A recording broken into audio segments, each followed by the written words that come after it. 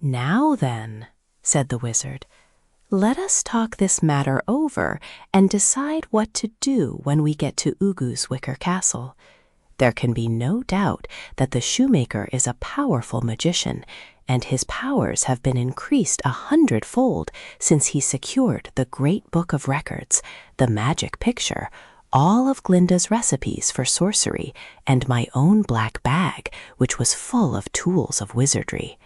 The man who can rob us of those things, and the man with all their powers at his command, is one who may prove somewhat difficult to conquer. Therefore, we should plan our actions well before we venture too near to his castle." "I didn't see Ozma in the magic picture," said Trot. "What do you suppose Ugu has done with her?" "Couldn't the little pink bear tell us what he did with Ozma?" asked Button-Bright. "To be sure," replied the Lavender King. "I'll ask him." So he turned the crank in the little pink bear's side and inquired, "Did Ugu the shoemaker steal Ozma of Oz?" "Yes," answered the little pink bear.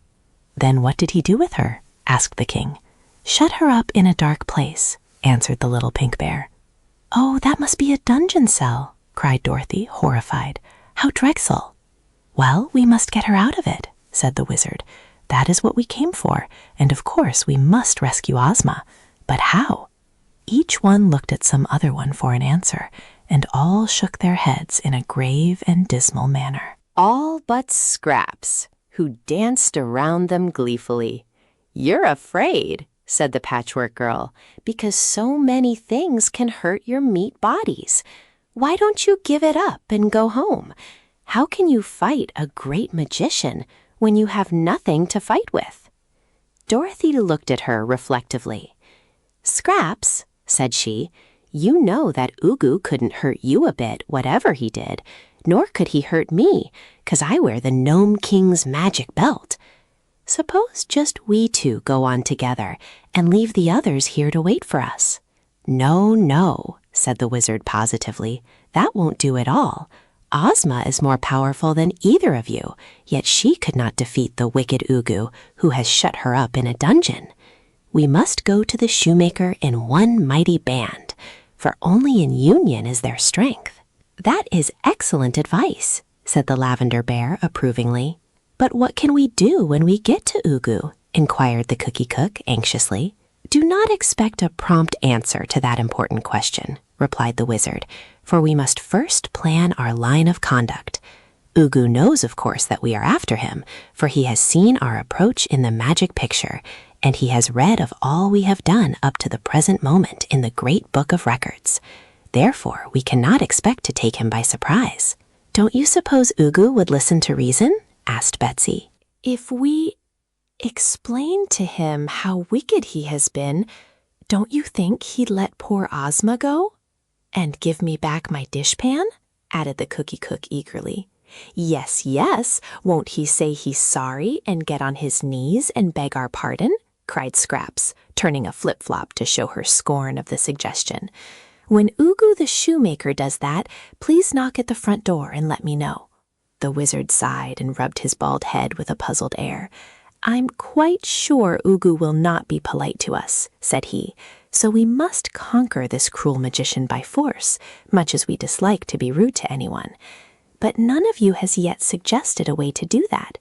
Couldn't the little pink bear tell us how?" he asked, turning to the Bear King. "No, for that is something that is going to happen," replied the Lavender Bear. "He can only tell us what already has happened." Again they were grave and thoughtful, but after a time Betsy said in a hesitating voice, "Hank is a great fighter. Perhaps he could conquer the magician." The mule turned his head to look reproachfully at his old friend, the young girl. "Who can fight against magic?" he asked. "The Cowardly Lion could," said Dorothy. The lion, who was lying with his front legs spread out, his chin on his paws, raised his shaggy head. "I can fight when I'm not afraid," said he calmly, "but the mere mention of a fight sets me to trembling." "Ugu's magic couldn't hurt the sawhorse," suggested Tiny Trot. "And the sawhorse couldn't hurt the magician," declared that wooden animal. "For my part," said Toto, "I am helpless, having lost my growl." "Then," said Cake the Cookie Cook, we must depend upon the Frogman. His marvelous wisdom will surely inform him how to conquer the wicked magician and restore to me my dishpan." All eyes were now turned questioningly upon the Frogman. Finding himself the center of observation, he swung his gold-headed cane, adjusted his big spectacles, and after swelling out his chest, sighed and said in a modest tone of voice, "Respect for truth obliges me to confess that Cake is mistaken in regard to my superior wisdom. I am not very wise, neither have I had any practical experience in conquering magicians, but let us consider this case. What is Ugu, and what is a magician? Ugu is a renegade shoemaker, and a magician is an ordinary man, who, having learned how to do magical tricks, considers himself above his fellows. In this case, the shoemaker has been naughty enough to steal a lot of magical tools and things that did not belong to him, and he is more wicked to steal than to be a magician. Yet with all the arts at his command, Ugu is still a man, and surely there are ways in which a man may be conquered. How, do you say? How? Allow me to state that I don't know. In my judgment, we cannot decide how best to act until we get to Ugu's castle. So let us go to it and take a look at it. After that, we may discover an idea that will guide us to victory." "That may not be a wise speech, but it sounds good," said Dorothy approvingly. "Ugu the shoemaker is not only a common man, but he's a wicked man and a cruel man, and deserves to be conquered. We mustn't have any mercy on him till Ozma is set free. So let's go to his castle, as the Frogman says, and see what the place looks like." No one offered any objection to this plan, and so it was adopted. They broke camp and were about to start on the journey to Ugu's castle when they discovered that Button-Bright was lost again. The girls and the wizard shouted his name, and the lion roared, and the donkey brayed, and the Frogman croaked, and the big lavender bear growled, to the envy of Toto, who couldn't growl but barked his loudest.